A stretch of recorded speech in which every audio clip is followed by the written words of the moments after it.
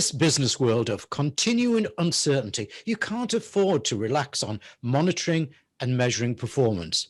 It's a tough time we all face, not soft. Change is happening, and it's likely that you, as an achiever leader, need to roll with those changes. But how do you keep yourself properly informed and your finger truly on the pulse of key issues such as people engagement and continuous performance management when all around you is change? OKR, or Objectives and Key Results software pioneer, Betterworks, may have your answer. So let's zoom across to California to meet its Senior Vice President, Shep Maher. Welcome, Shep. Good morning, good afternoon, good evening, Malcolm. Good to you and your audience around the world. It's a real pleasure to be speaking to you from California. I wish we were together in person, but video is the next best thing. So a real pleasure to be here. It is, yes. And, and just think of the Zoom miles I'm clocking up. Right? That's right. I think you're triple platinum right now. Without a doubt. Turn left as I get on the plane. Look, Shep, I said in my opening piece that at Betterworks, you are pioneering new methods of performance management. So tell us about those and what Betterworks does. Yeah, sure, absolutely. So the easiest way to conceive what Betterworks does is we're like the middleware between a company's strategy, which is usually set by senior executives, usually the top handful of officers at the company, maybe an outside firm like a management consulting firm, the tasks that they're doing, which are often handled by project or task management software like an Asana or a Jira, right? Project management, and then the talent.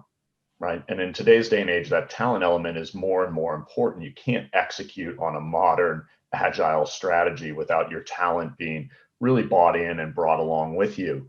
Up until Betterworks, there really hasn't been a middleware to connect all three of those elements. And so often you would see things like a strategy die because it didn't really get connected to the people on the edges. And so the top 20 officers at the company understood it really well. But a man or woman on the front lines didn't, and so the strategy died.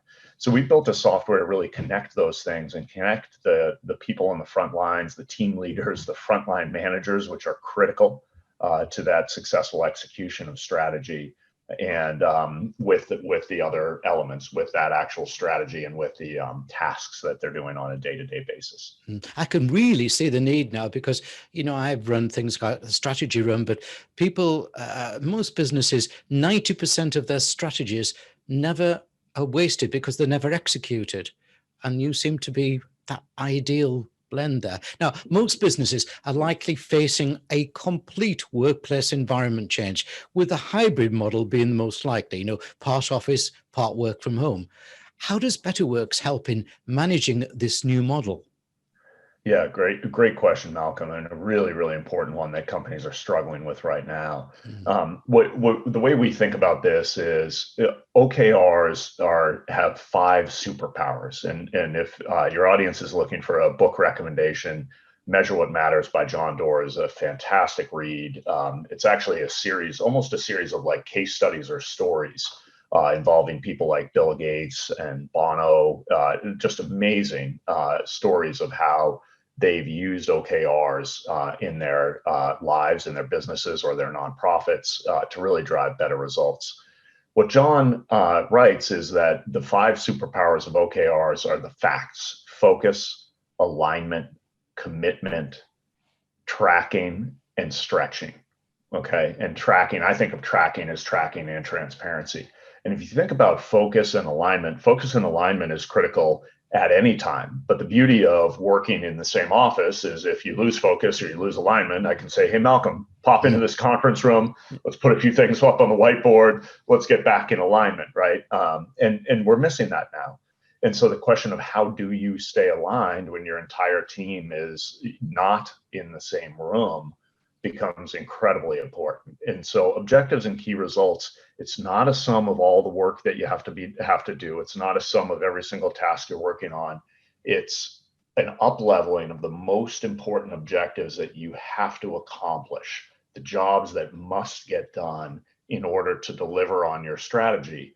And by simplifying that and distilling that into those big rocks, if you will, you allow everybody in the company to align their work to that. makes the work more meaningful for people, leads to much higher engagement levels, it just leads to better results because you have better focus and alignment and commitment, especially in this environment. I can really see how that will work, Shep, because a lot of CEOs and MDs have told me that since they've been thrown into this remote leadership or hybrid leader, they're out of their depth and they haven't got that touch, as you were talking about beforehand. So let's talk about the concept of OKR, objectives and key results. Is it a dress up of, say, KPI, key performance indicators, thinking, or a more updated of the moment concept? Yeah, fantastic question. The and one that leads to a lot of confusion because many people are used to KPIs. It's sort of a common vernacular that people are very comfortable with. If you look at the evolution of OKRs, OKRs were not actually created by John Doerr. John sort of evolved them and put them in front of Google and Amazon and some of the more famous examples of companies that have really grown successfully using OKRs. But the first iteration of OKRs actually came from Andy Grove at Intel. And if you read his books, Only the Paranoid Survive or High Output Management, both of which are amazing, in my opinion, timeless, what Intel had been managed on KPIs. And KPIs are good. They're a good start. They give you something to say, hey, if we deliver, X number of widgets, then we're doing a good job. They give you sort of a measuring stick, right? So it's not that they have to disappear or get totally replaced. There's still an element there where they can be good. What Andy realized was missing from KPIs that wasn't allowing Intel to thrive were two things. One was rapid flexibility. So usually what happens with KPIs is they get set at the beginning of the year, they get put on the shelf. At some point, a pandemic comes up and, hits you in the face, or some other change happens to the environment, a new competitor emerges. The KPI actually becomes irrelevant, but it never gets changed. And so everybody kind of gives up and forgets about it and works really hard and accomplishes a lot, but the KPI becomes irrelevant because it doesn't have capacity to change. It's just set it and forget it. So that's one. The other is that the KPI doesn't give you the how. And one of the real incredible outcomes of using the OKR methodology is the KRs. The objective is the what. And the KR, the key result, is the how. It's not just a yardstick. It should have a number in it. It should be measurable, but it should be how are you going to get there?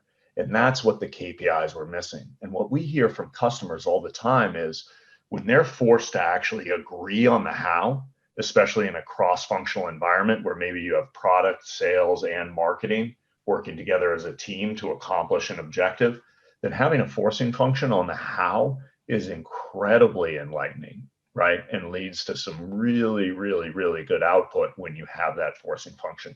KPIs, no how, no flexibility. OKRs are the appropriate fit for today's environment. I'm totally with you on that one, and especially the need to be adaptable, fast, agile in these times. So you can't be running with old and staid KPIs that haven't been changed because the team's on furlough.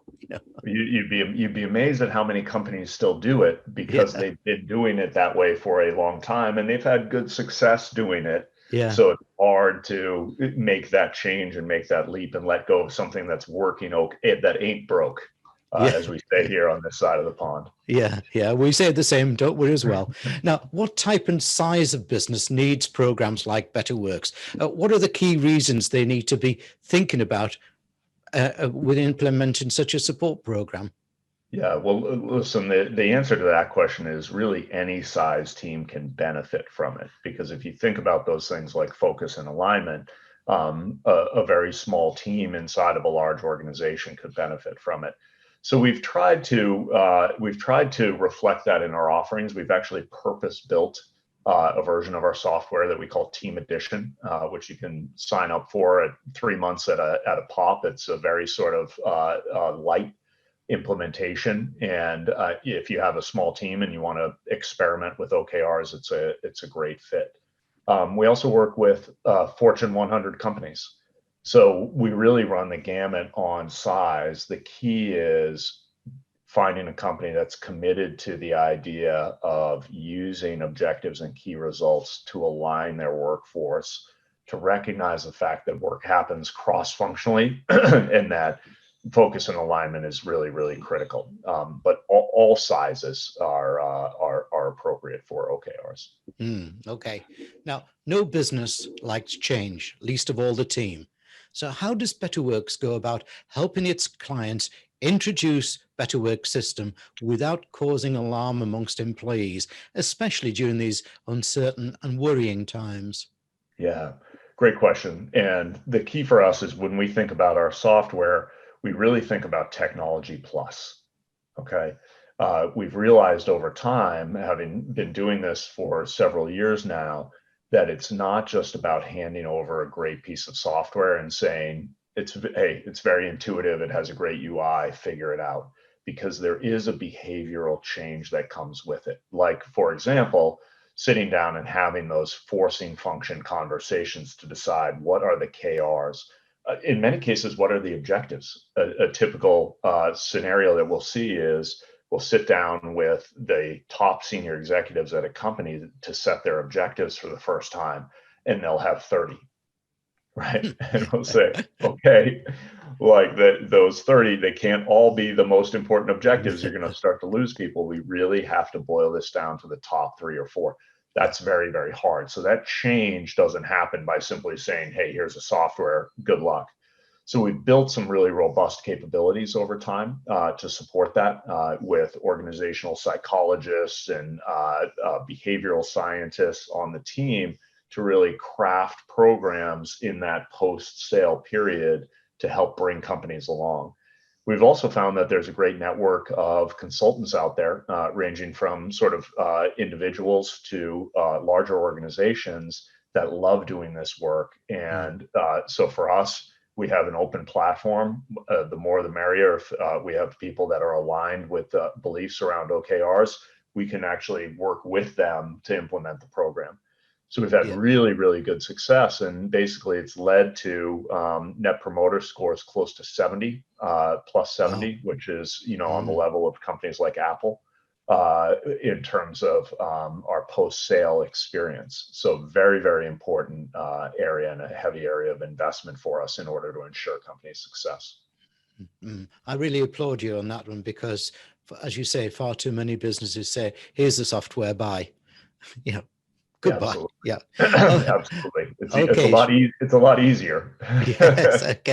Okay, Shep. Let's assume I'm the CEO of a company that likes what you say and says yes. How do you go about implementing his or her order of Betterworks? What's the workflow? Yeah, absolutely. So we have a team, a post-sale team that's headed up by some fantastic people that have built post-sale teams at great enterprise software companies before. So really, really experienced. And the first thing we'll start with is program design and understanding what they're trying to accomplish. So we create a program that we call Measures of Success, where we actually document what they're trying to drive in their business. That could be better execution of a strategy, could be better cross-functional work, could be better competitive positioning, whatever those elements are that they're actually trying to drive with this change. We'll document those and we'll track those over time so that the executives can get a measure of how the program is doing. We'll then create a program where we look very thoughtfully at their organization and we identify a plan to roll it out to the entire organization, to create a program, a champions program.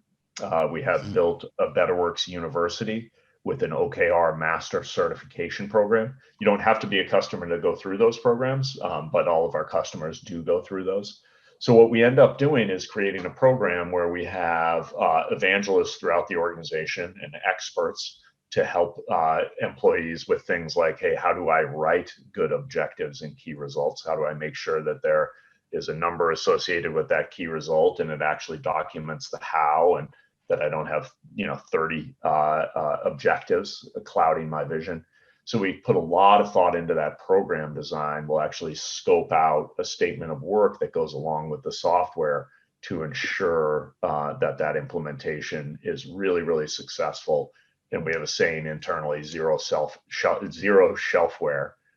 so that we're really focused on making sure that the purchase is successful and drives the transformation that CEO is focused on. Let's just do that one again. Zero shelfware. Explain it again.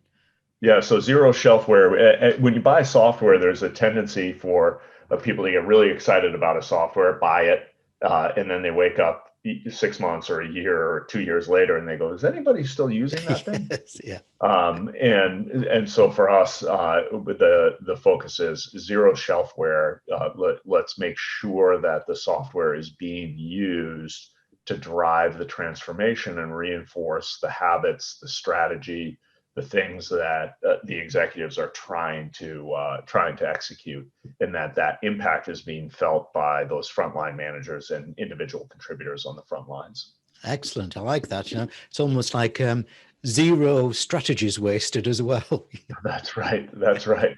Now, where are the key obstacles? Let's be a bit realistic here. Where Sure. are the key obstacles in ensuring that Betterworks performs effectively in a business? And how do you help a customer overcome those obstacles? Yeah. So the first and foremost, the biggest obstacle is a lack of executive sponsorship. Okay. And executive sponsorship can be, I believe, misconstrued.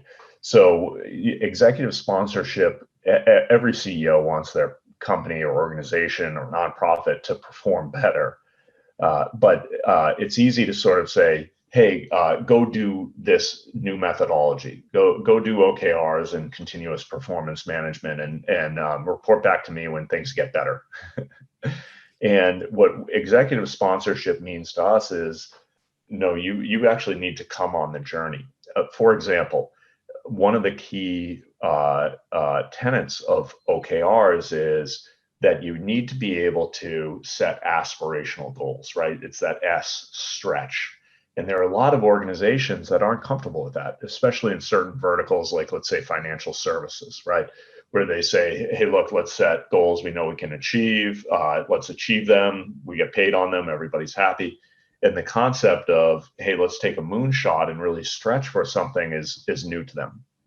If you have a CEO who, like the CEO of Google, gets up on a quarterly basis, shows the entire company his or her objectives, shows where they fell short, and highlights the fact that, "Hey, we set a really aspirational stretch target here. We hit 80% of it. It's not the end of the world. Nobody's getting fired.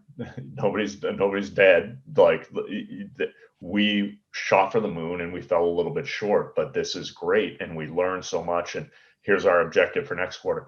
If you have an executive who models that behavior, then that sends a really clear signal to the organization: "Hey, I can set an aspirational goal, fall short, and still have a great year," right? If you don't have that actual active involvement, engagement, and modeling, then it becomes do what I say, not what I do. Yeah. Very much like culture, right? It's very akin to culture. So that's that. If you don't have executive sponsorship and somebody in that top echelon of the company who's really believes in it and is actively engaged with it, that is far and away the number one reason that an initiative like objectives and key results fails. Yeah, I think it's common in most things, isn't it? The opposite to that we've got in the UK: the fish stinks from the head downwards. Yes. That's right. That's right. It sets the tone for the whole organization. Yes, okay. Shep, So final question. Go on. Yep, go ahead. Final question. I like to give all my guests 3 wishes. Now, if I was to give you 3 wishes for businesses to see the value and the reality of continuous performance management, what would those 3 wishes be? Yeah. So I thought about this for a while, and I can actually boil it down to 1, if that's okay. Right, yes. Yeah. So I'll bank the other 2. That's great. That's great. So the one is, if you're setting a management methodology, if you're thinking about changing your management methodology, if it's to OKRs, wonderful. If it's to something else, great. You have a good intention, and that is to drive better business results. You've got to think about the with them. Okay. And the WIFM is the what's in it for me. Because if you change your management methodology and all of your top 20 executives agree that it's a fantastic idea, and you don't spend time thinking about what that means for the frontline manager who's managing too many people already because his organization is stretched and everybody's remote now, so life is totally crazy. And you're not thinking with great clarity and focus around how does this make their life better? How does this help them? Then it becomes a tax on them, and they will ignore it or fight it, and it will not succeed. So you've got to think about how is this going to impact people on the front lines? How is it going to make their life better? And it really needs to do those things. When it does those things, then it has this wonderful flywheel effect where people embrace it and rush to it, as opposed to seeing it as a tax or a burden or something that they have to do because management told me to do it. They really see the benefits on their business and on their team's performance and on their team's engagement. And that's the great power that we unlock with our combination with that middleware of connecting the people to the strategy, to the tasks. And we see this flywheel effect where it really changes results and is embraced by people on the front lines. So that would be the one wish that I would have is think about the WIFM, the what's in it for me, for the people on the front lines. Excellent. Well presented there as well. Listen, viewers and listeners, I hope you're as excited and inspired as I am about making certain that all those strategies that you develop are actually executed. So you see behind me the URL to pop along to the betterworks.com website. So Shep, I really have enjoyed talking to you there. I think it's of the moment. Everything you're talking about is of the moment and what we all need. Thank you for the interview. Malcolm, it was my pleasure. You run a great show. I had so much fun getting to know you. I hope at some point that I can fly and come see you in person. It would be a real pleasure and an honor. Thanks for having me on today.